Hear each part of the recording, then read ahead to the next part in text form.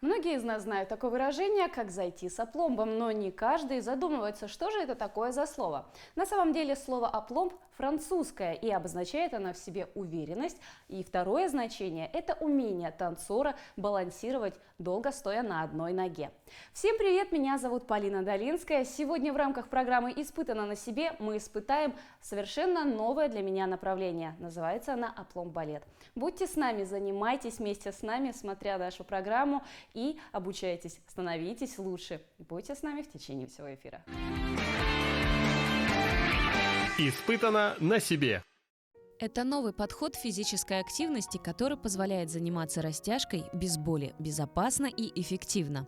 Растяжка с использованием резинового ремня и специальных режимов дыхания. Как и любое занятие, начинается оно с разминки. Еще одно отличие от привычного вида нам фитнеса – это то, что разогрев проходит через размятие стоп. Наверное, многие знают, что на стопах находится очень большое количество жизненно важных точек, которые отвечают за почти все внутренние органы и некоторые части тела. И прорабатывая стопу, таким образом мы с вами прорабатываем эти точки, да, эти части тела и органы. Плюс у нас улучшается кровообращение, улучшается лимфоток, разогревается тело, и работой со стопами можно полностью заменить обычную стандартную разминку, которую обычно делаем во время каких-либо там тренировок, физических нагрузок. Открываем пакетики, достаем мячи. Немного расскажу про эти мячики. Эти мячи специально разработаны для работы со стопами. Каждый мяч нацелен на определенную задачу. Да. С маленьким мячом мы прорабатываем точки, большим мячом мы растягиваем связки, мышцы, и средним мячиком разогреваем. И сейчас мы встанем и начнем вот с этого маленького оранжевого мяча. Итак, для начала давайте найдем точку, которую будем прорабатывать первую. Называется эта точка сердце стопы, либо точка ЦИ. Отвечает она за жизненную энергию. Вот пальчиком можете под подушечкой найти вот такую небольшую ямочку. Ямочку. Нашли? Ну, все просто, ее видно. Да. Вот эта точка у нас и есть сердце стопы. Мы встаем, кладем мячик. Угу. И этой точкой, сердцем стопы, нажимаем на мяч. Да, можно заниматься босиком, кстати, это даже лучше. Но через носочек тоже можно почувствовать. Да, может быть больно. Нажим должен быть очень плотным и хорошим. Да? Как будто бы ступаем на него? Мы как будто бы обволакиваем этот мяч. Представляем, что этот мяч полностью, да, входит в нашу стопу. Наша стопа обтекает, обволакивает. Неприятно. Это неприятно, может быть даже очень больно, но здесь принцип работы такой: если больно, то мы давим еще сильнее. Ну, как бы это странно ни звучало, да? Вот. Почему? Потому что существует какой-то зажим. Если точка болючая, значит есть зажим. И для того, чтобы этот зажим снять, нужно эту точку проработать. Да? Мы делаем вот такие вот нажимы, накаты на точку, прорабатываем ее, снимаем зажимы. Делать такие упражнения с мячиками можно дома, сидя перед телевизором, пока смотришь какие-то программы, или же все-таки это нужно делать с тренером? Делать эти упражнения можно везде и всегда. Своим клиентам я очень часто рекомендую даже на работе делать подобные упражнения. Например, вы сидите за столом, да, в офисе, сняли туфельку, взяли мячик и поработали с мячом. Почему? Потому что уходят отеки, многие, например, приходят вечером с работы и мучаются, да, отекают ноги, тяжесть в ногах чувствуется. И вот эта работа, 5 минут, все. Да, ваши ножки, как говорят, вам спасибо. Мы переходим к следующей точке, это середина стопы. Вот четко середина стопы. Точно так же пятка стоит на полу. И мы делаем хороший, плотный, сильный нажим. Скорее всего, в этой точке будет еще больнее. У этой точки есть такое негласное название, да, оно называется точка настроения. Да? Если очень больно, значит существует какой-то зажим, может быть есть что-то, что вас беспокоит, какие-то внутренние беспокойства, и эта точка отвечает за настроение, да, за настрой. А при хорошем настроении нажимать не больно тогда получается? Чаще всего не больно. Но опять же, у нас же есть хорошее настроение видимое, да, мы же можем изобразить настроение, все хорошо, мы улыбаемся, а внутри нас может что-то беспокоить. И вот эти вот точки, да, они как раз-таки позволяют наружу вывести то, что, возможно, мы не хотим. Да? Судя по ощущениям, меня беспокоит проблема мирового масштаба. Может быть, все возможно. Следующую точку мы прорабатываем под пяточку. Вот у нас пяточная кость, да, и вот здесь под пяточку мы ставим мяч. Переходим, вес тела переносим на переднюю часть стопы и точно так же прорабатываем. Здесь ощущения могут быть разные. Кому-то больно, кому-то менее, да, может быть приятные ощущения. Ну, мало чем отличается от ношения каблука. Ну, возможно. Я не ношу каблуки уже много лет, поэтому не могу сейчас сказать. Но, кстати, вот про каблуки, да, обувь на каблуках, могу сказать, что эта обувь очень сильно деформирует наши стопы, да, и вот такие упражнения с мячом, различные упражнения со стопами, да, они как раз помогают привести стопу в тонус, снять напряжение после ношения обуви на каблуках и помочь убрать некоторые деформации или уменьшить их. Ну и дальше пяточка, как каблучок. Встали, да? И немножко потоптались на этом мяче. Да.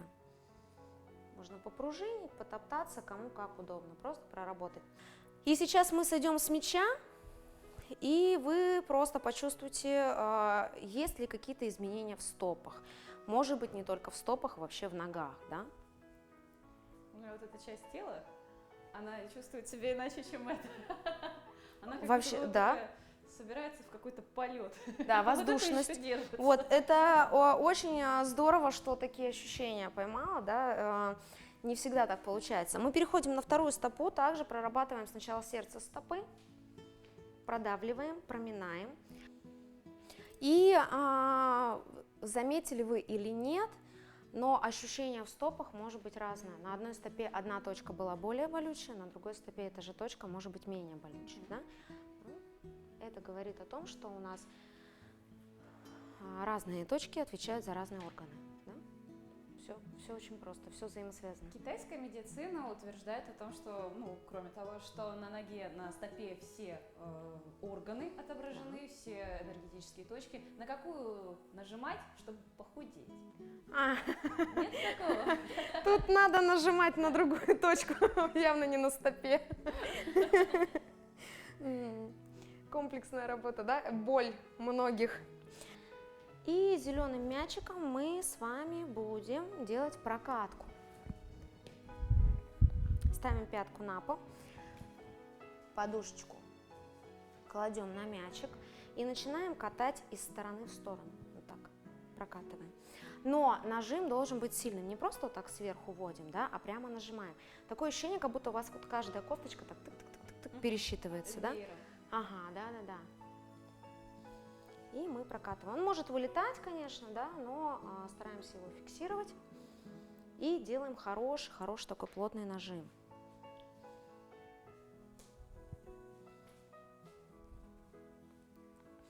Затем переходим также на середину стопы и прокатываем из стороны в сторону. Также делаем плотный нажим. И обратите внимание, когда мячик уходит на внутреннюю часть стопы, на арочку, старайтесь хорошенько там нажимать. Почему? Потому что эта часть стопы у нас отвечает за форму стопы. Да? Многие знают, что сейчас проблема нашего поколения и меньшего поколения какая? Плоскостопие поголовно, да, у большинства. С чем это связано?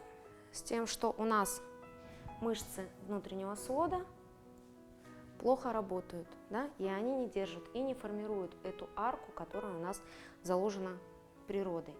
И такие проработки с внутренней арочкой позволяют мышцам простимулироваться и Это убрать. лечение или профилактика? Это может быть и тем, и другим, в зависимости от степени плоскостопия. Если плоскостопия нет, то это как профилактика. Если плоскостопие там первой степени, ну, совсем легкое, да, то можно его убрать. А вот если уже идут дальше, да, степени, которые более серьезные, позволяет не развиться дальше. Да? Угу, хорошо, под пятку то же самое.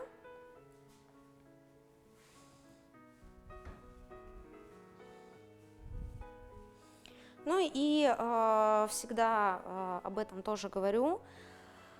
У кого есть дети, это вообще самое лучшее, потому что дети сейчас очень подвержены тому, что развивается плоскостопие и довольно бурно, поэтому такая работа, профилактика позволяет, да, избежать дальнейших проблем со стопами.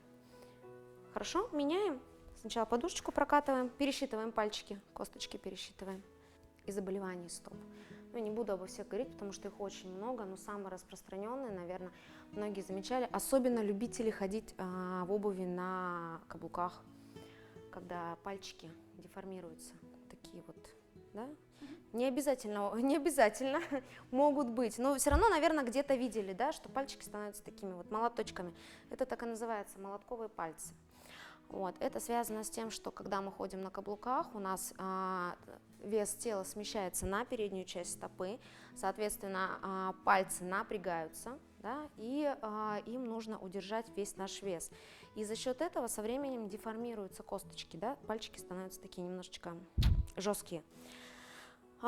Работа со стопой позволяет немного убрать этот молотковый пальчик и сделать стопы более приближенные к тому, как они должны быть от природы, да? Хорошо, после того, как вы закончите с зеленым мячиком, мы можем перейти на синий мяч, голубой. Да, и с ним все просто, мы просто прокатываем по стопе. По середине стопы прокатываем, но также с нажимом, да? Не просто сверху ножка лежит, а хороший нажим, плотный нажимчик делаем на мяч. Ну, здесь должно быть все приятно. Да, держим баланс еще.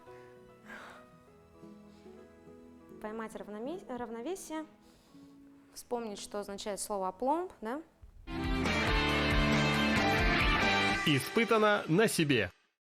После разминки начинается занятие по системе «Апломб-балет». Никакой специальной подготовки для занятий не требуется. Только настрой и спортивная одежда. Коврики и ремни для растяжки выдаются прямо в зале. Сейчас мы с вами попробуем сделать несколько упражнений, самых комфортных, да? Для первого раза, скажем так, для многих. И самое сложное во всем этом – это зайти в ремень. Нам нужно сейчас его будет на себя одеть. Каким образом? Смотрите. Мы укладываем ремешочек перед собой. Да. Все, что там вам мешает, вы можете убрать в сторону. Дальше. Мы ножки ставим перед ремнем. Да? Вот у вас ремешок лежит примерно где-то под коленями. Да? Дальше мы берем петельки с разных сторон, сокращаем стопы на себя, одеваем петли себе на стопы. Да, ага, аккуратненько. Захватываем ручками ремешок снаружи, да, от голеней. Ага, вот, смотрим, чтобы он не перекручивался, да, Полина уже перекрутился. Алина, тоже посмотри, чтобы ремешочек был одинаковой длины. Есть такие ощущения, да, это бывает страшно, но ремешочек не порвется. Если он порвется, я очень удивлюсь, конечно, да, и это будет что-то интересное, да, но, да, любой опыт. И, девочки, смотрите, вы сейчас сели таким цветочком, вам неудобно, поэтому вы можете немножко разъехаться по коврику, кто-то вперед, кто-то, наоборот, назад, чтобы ваши ноги могли, да, спокойно раскрываться, и вы друг другу не мешали. Дальше, нам нужно с вами будет расправить ремень. Как мы делаем? Во-первых, смотрим на стопу. Ремешок сейчас располагаем посередине стопы. Если видите, что он съехал, если видите, что он съехал к пятке или к верху стопы, да, распределяем посередине. Вообще расположение ремня на стопе может быть разное, но вот на данный момент, да, мы делаем именно посередине. Ага, да. Дальше ручками вот так изнутри проводим по внешнему ремню, по внешнему. Доводим до корпуса, Да, отталкиваем руками и кладем себе на крестец. На крестец. Если у кого-то будет не получаться, я потом подойду и помогу. Да, и смотрим, чтобы не было у ремня никаких перекрутов, он должен быть ровненький. Дальше, также изнутри мы проводим ручками, ладошками по внутреннему ремню, доводим до корпуса, отводим от себя и кладем себе на лопатки. Если, так, стоп, если не хватает сил, ага, сейчас покажу. Если не хватает сил, девочки, делаем вот так, изнутри. Локоточком подхватили, раз, толкнули, подхватили, два, толкнули и на лопатки положили. Да. Так, ага, хорошо. Да, давай, толкай, толкай, толкай. Вот. Дальше очень будьте внимательны, руки под ремнем не держим, иначе он у вас соскользнет и ударит по шее. Дальше, девочки, у кого волосы распущены, будьте внимательны, уберите их вперед или немножко подберите, потому что если волосы закатаются под ремень, да, то тоже будет неприятно. Ага, все, справилась? Ручки сверху доставай. Дальше возвращаемся ко внешнему ремню. Мы его снова отталкиваем и кладем себе на поясницу. Да? Я кладу чуть ниже, потому что мне неудобно. Мы кладем себе на поясничку. Ага, Диан, видишь, перекрутился верхний ремешок немного. Все, получилось? Как ощущение в ремне? Клево. А на поперечный шпагат так можно научиться делать? Конечно, оно же ко всему и подводит, да. Данная техника работы, она усиливает работу, но позволяет максимально прорабатывать мышцы без тех усилий, которые мы делаем в обычном стретчинге, да. Испытано на себе. Занятие по методу апломб-балет подойдет как профессионалам, так и начинающим и не имеет ограничений по возрасту. Также подойдет тем, кто давно хотел сесть на шпагат, тем, кто занимается в тренажерном зале, танцорам, юным гимнастам, каратистам, тем, кто занимается восточными единоборствами, где требуется идеальная растяжка. Для каждого человека подбирается оптимальный режим натяжения ремней с учетом его подготовки, что позволяет получить максимальный результат. Дальше. Сейчас мы с вами немного включим воображение и голову. Мы продолжаем работать со стопой, но вот сейчас представьте, что перед вашими стопами что-то тяжелое. Не знаю, кирпичи, блины по 50 килограмм, все что угодно. И вы представьте, что вы эту тяжесть своими стопами сейчас к себе подтягиваете. И затем также отталкиваете. И продолжаем работать, уже включив вот эти ощущения работы с тяжестью. Что-то изменилось? Вы Да. почувствовали? Сложнее стало? Ощущение как будто наиболее потянуло прям. Ага, хорошо, да, так и есть. Можно, кстати, вот как я сейчас, даже без ремня это делать, да, только на ощущениях, на воображениях, на визуализации. Работая спокойнее и более напряженнее, да, добавляя себе такой внутренней тяжести, мы включаем в работу полностью всю ногу. У нас работают полностью ноги. И тазобедренные суставы. Есть? Хорошо. А вот сейчас покрутили эти тяжелые свои блинчики или кирпичики. Крутим тоже аккуратно. Добавляем немного вращения в голеностопе. Ага. И затем также в обратную сторону. Угу. Так, дальше добавляем, вспоминаем про свою тяжесть, сокращаем стопу, хорошо сокращаем, призгибаем колени, призгибаем, да? Толкаем к себе в свои блинчики и затем отталкиваем их от себя. Ну прям красота, на вас сижу и любуюсь, да, у всех ножки такие, оп. И продолжаем, продолжаем. Ага, начинает скручиваться, да? Немножко перестарались, да? Угу. Какие ощущения? Или просто сгибаем, разгибаем? На сгибании как будто бы отпускает натяжение в мышцах. Так, ну тут да, это есть, конечно. Как на тренажере, есть такое. А суставы вы чувствуете тазобедренные или нет? Я чувствую мышцы ягодиц все. Так, хорошо. Ягодицы, да, конечно, они включаются, потому что мы же тяжесть, да, ведем и толкаем. Тазобедренные суставы, хорошо, Диана, включаются. Они здесь в идеале хорошо бы, чтобы работали, да. Как их включить, если не получилось? Сгибайте колени не коленями. Странно прозвучало, да? Бедрами. Вот отсюда, девочки, от суставчиков напряглись, хвостики напрягли. Иначе. Да, и начинаем сгибать не коленочками, а вот верхней частью. Вот эту верхнюю часть, да, верхнюю часть ноги, бедра. Ведем к себе и затем толкаем тоже верхней частью. И тогда у нас с вами изолируются колени, уходит напряжение с колен. Особенно это хорошо тем, у кого есть уже какие-то проблемы с коленями, да? Нам нужно их максимально изолировать, чтобы снять все напряжения. И чтобы включить все-таки в работу, да, тазобедренные суставы и внутренней поверхности бедер. Есть? Да. Чувствуем вращение в тазобедренном суставе? Да. Сопротивление. Сейчас работаем пока одной ножкой. Одной ножкой работаем. И стараемся, чтобы у нас седалищная косточка не отрывалась. Соответственно, у нас заворот будет не очень глубоким, да, совсем таким минимальным. Но опять же, в зависимости от данных, да, от возможностей. Но если мы оторвем ягодицу, тогда, естественно, мы можем полностью ножку завернуть, да? И таким же образом сейчас прорабатываем вторую ножку. Прорабатываем тазобедренный сустав. Да, да. Да, конечно, приводящие мышцы здесь работают. У нас работают ягодичные мышцы, да, мы чувствуем, когда работаем бедром, да, напрягаются ягодицы. Если мы будем соблюдать еще различные техники йоговские, например, держать подтянутый пупок к позвоночнику, подтянутые мышцы промежности, соответственно, у нас еще будет как бы еще и корпус в тонусе, да.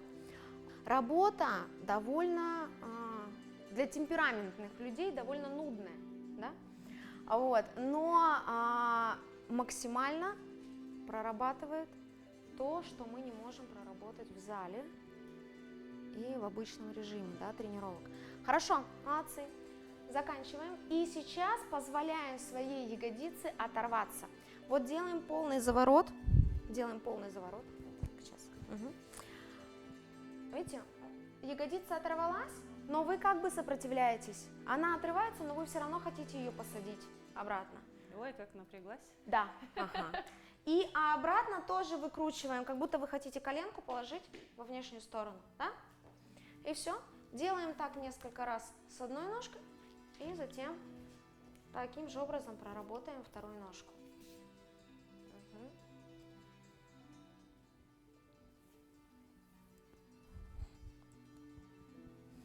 Эта техника существует уже несколько лет, набирает огромную популярность среди спортсменов. Очень многие балетные танцовщики занимаются по этой методике. Меняем ножку. Много гимнастов занимаются по этой технике.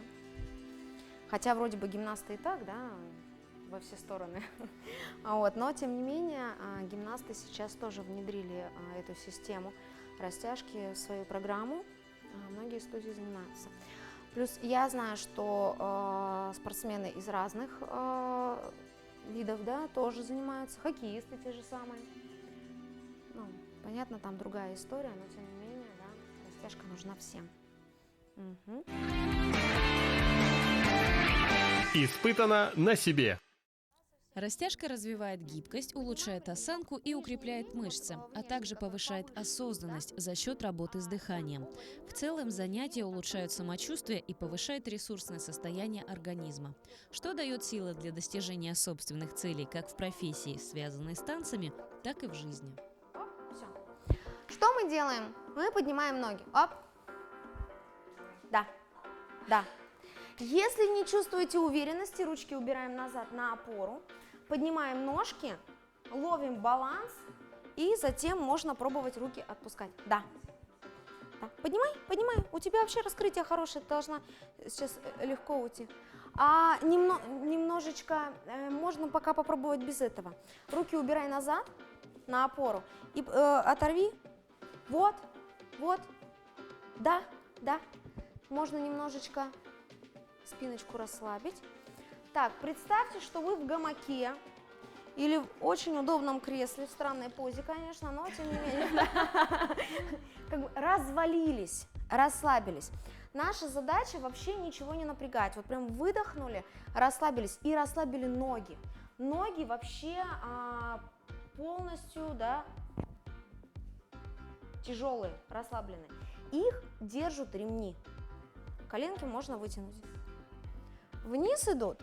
Подтяни нижний ремень, сядь обратно, подтяни нижний ремень наверх. Руки из-под верхнего убери. Да. Ага. Да, и сидим. Если вам мешают руки, положите их на ноги, положите их на ремни. Да? Найдите любое положение, которое позволит вам полностью расслабиться. Что здесь работает? Пресс. А нет. У меня пресс. Да? Но это как бонус, да? Но в идеале, да, в идеале мы должны быть вообще полностью вот так, обмякли. Немножко баланс не поймала, да, поэтому чуть-чуть шатает и есть напряжение в теле. Вот, стараемся его поймать, да.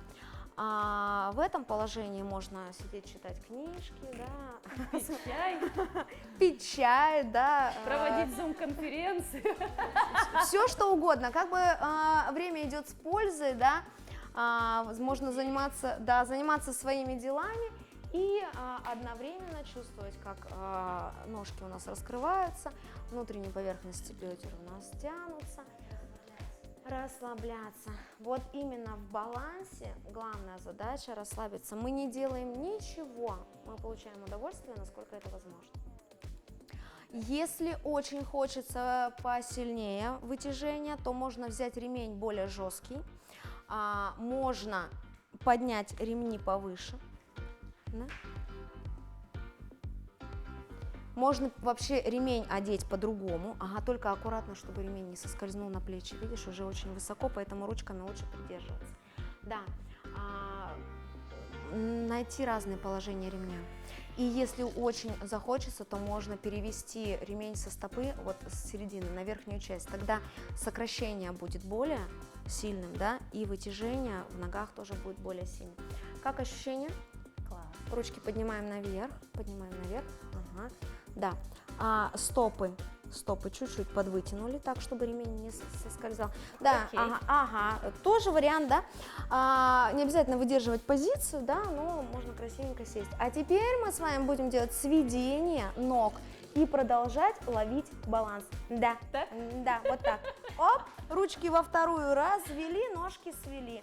Ручки в третью, оп, аккуратно. Окей. Вот. Баланс, да? Получается? Поймали? Так, а теперь все вместе поехали, да? Оп, свели и развели. И еще. Раз, ловим баланс. Если чувствуете, что вы падаете, сразу ручки подставляем, да? Стараемся без травм обойтись. Вот это было интересно, да? Полина, руки из-под ремней сразу, да? Угу.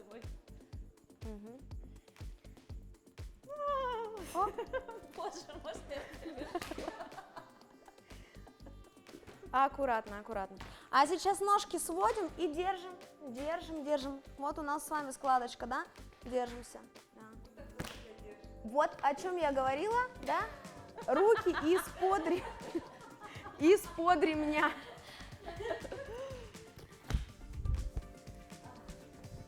Держим. Всё, я запуталась узлом. Все.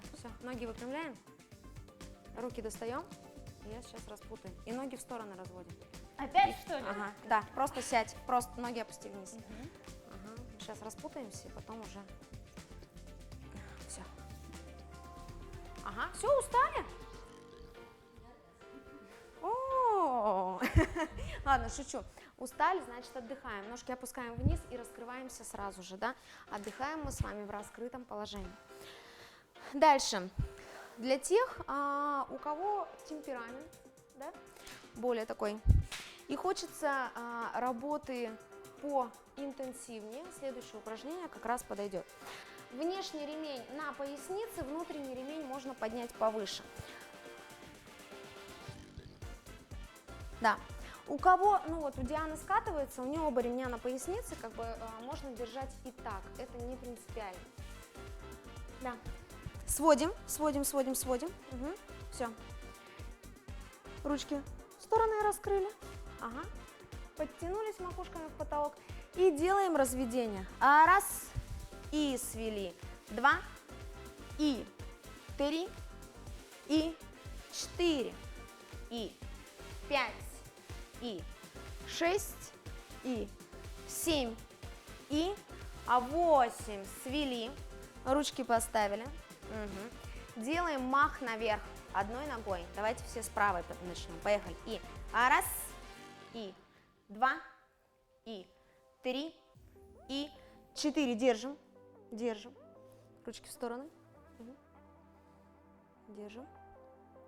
И сейчас мы будем с вами открывать ногу в сторону по дуге. Приподнимаем еще выше. Рисуем полукруг. Опускаем. Тихо опускаем. И также по полукругу возвращаем. Полукруг и обратно. Раскрыли и обратно. Раскрыли и закрыли. Раскрыли, подержали. На весу. На весу. Ага, и смотрите, чтобы ваш корпус не разворачивало за ногой. Ваш корпус смотрит в анфас, да? Вот оба плеча. Угу. Как ножка, сустав чувствуем? Внутренняя поверхность бедра. Закрылись, отдыхаем. А напрягла, потому что работала не теми мышцами. Да? Нога была недостаточно открыта в сторону, не включила внутренней поверхности, включила квадру, все. Да? Поехали, второй ножкой наверх сначала. 4 и раз, и 2, и 3, и 4. Держим. Фиксируемся. Угу. И через дугу поехали. Раз, и 2, и 3, и 4. И держим на весу. Плечи в анфас. Ну, в свой, да? Все же в разном направлении сидят. Угу. И закрыли. И открыли. Верхний ремень опускаем на поясницу. Угу. Ну, оба ремня, в общем, оба ремня у нас где-то плюс-минус поясница, да, кому как удобно. Угу. Так, сейчас я уберу, мне тут не очень удобно. Дальше.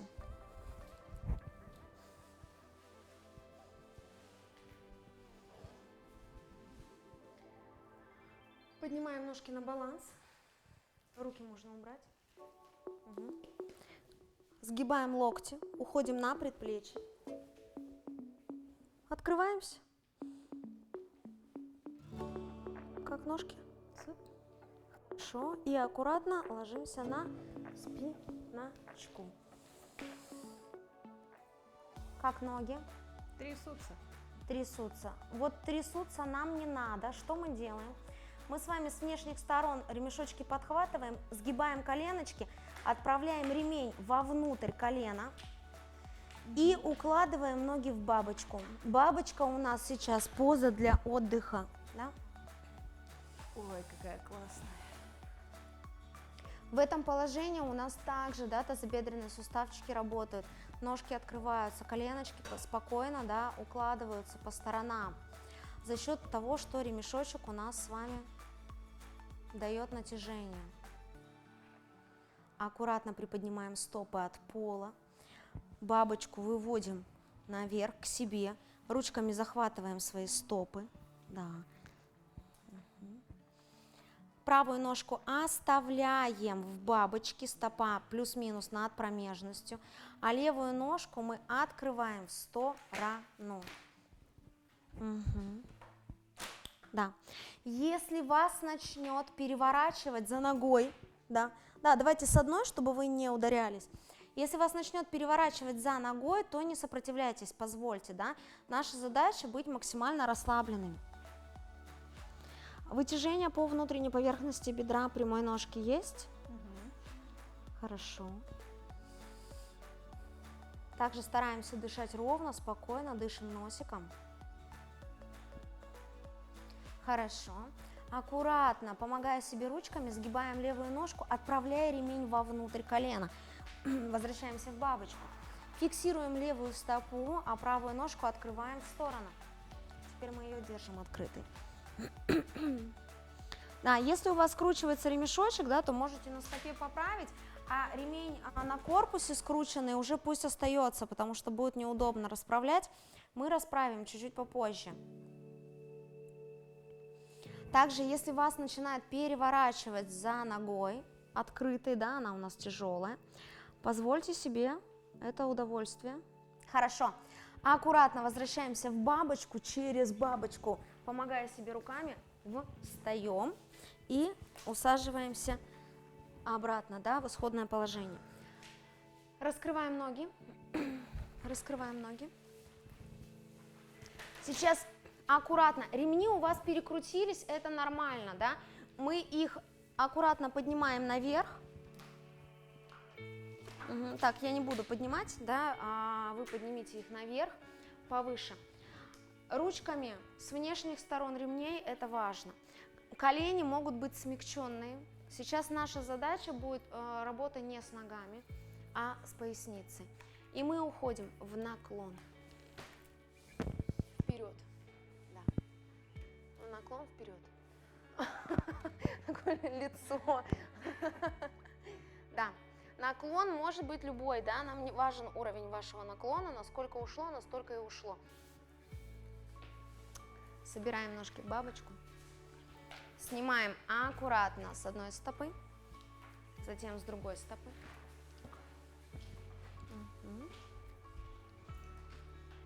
Хорошо, хорошо. Ага, ножки выпрямляем, потрясли ногами, скинули напряжение. Теперь они будут все время. Да. На шпагате. Ага. Хорошо. Стопами немного поработали, напряжение тоже все скинули. Ножки собрали в удобное для вас положение, да, у каждого может быть свое. Сделали хороший глубокий вдох, потянулись наверх, на выдохе раскрылись, вниз в наклон ушли, ручками потянулись, пальчиками прям поползли по полу, наверх выросли. Хорошо. И на этом мы с вами заканчиваем наше занятие. Всем спасибо.